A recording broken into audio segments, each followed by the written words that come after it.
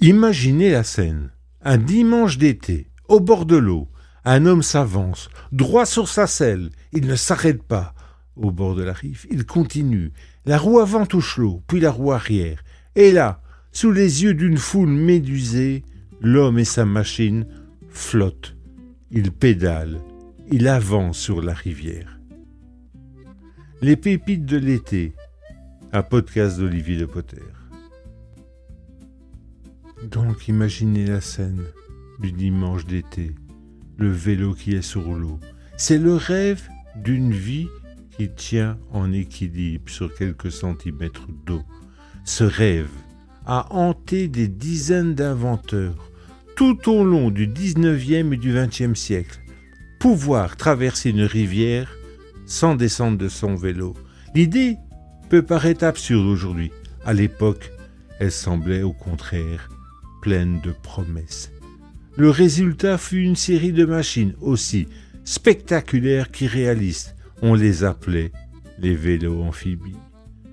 Le principe variait selon les modèles. Et il faut bien avouer que l'imagination de ces bricoleurs ne connaissait aucune limite. Certains fixaient des flotteurs gonflables aux roues, des sortes de bouées qui se déployaient au moment du grand saut. D'autres, plus audacieux, remplaçaient carrément les pneus par des larges tambours creux, des cylindres métalliques, censés porter l'ensemble de la surface. D'autres encore ajoutaient des petites palettes aux rayons, comme les aubes des bateaux à roues, pour transformer le pédalage en propulsion aquatique. Chacun pensait avoir trouvé la solution. Chacun avait sa recette, son secret, sa petite trouvaille géniale, et chacun, ou presque, ont fini dans l'eau.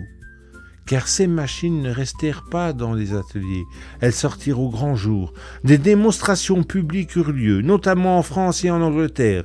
On vit des cyclistes intrépides pédaler vaillamment sur la Seine à Paris et sur la Tamise à Londres. Devant eux, une foule médusée, des hommes en chapeau, des femmes en robes longues, des enfants juchés sur les épaules de leur père, attendant, tous tendus vers ce spectacle improbable. Et le spectacle, souvent, ça valait le détour. L'engin oscillait dangereusement. Les cyclistes crispés sur son guidon luttaient pour garder l'équilibre. Quelques mètres parcourus parfois, une dizaine dans le meilleur des cas. Puis, le drame, ou plutôt la farce. Un mouvement de trop, une vague mal négociée, et l'inventeur basculait dans l'eau sous les rires et les applaudissements. Il en ressortait trempé, dégoulinant, mais le plus souvent souriant, car ces hommes-là croyaient en leurs idées. Et c'est là qu'il faut s'arrêter un instant, car il serait facile de se moquer, de voir de ces engins de simples curiosités, des inventions ridicules, tout juste bonnes à faire rire la galerie, mais ce serait passer à côté de l'essentiel. L'idée, en réalité, n'était pas totalement folle. Il faut se replacer dans le contexte de l'époque. Au XIXe siècle, les ponts étaient rares, les bacs, ces bateaux plats qui faisaient traverser les hommes et les marchandises, coûtaient cher. Et ce n'était pas toujours disponible. Pour les paysans, pour les voyageurs, pour les commerçants pressés, franchir un cours d'eau pouvait représenter un détour de plusieurs heures. Alors l'idée de pouvoir traverser une rivière par ses propres moyens, sans attendre, sans payer, sans descendre de sa machine, avait un attrait bien réel, un attrait presque révolutionnaire. Le problème, ce ne fut jamais l'ambition. Le problème, ce fut la physique. Et la physique, elle est impitoyable. Un vélo tient debout grâce à sa vitesse. C'est l'élan qui assure son équilibre. Sur l'eau, cet élan, il disparaît. La propulsion devient lente, laborieuse, et le moindre déséquilibre se paye comptant. À cela s'ajoutait le poids des dispositifs. Flotteurs, tambours, palettes, tout cela alourdissait l'engin et le rendait encore plus instable.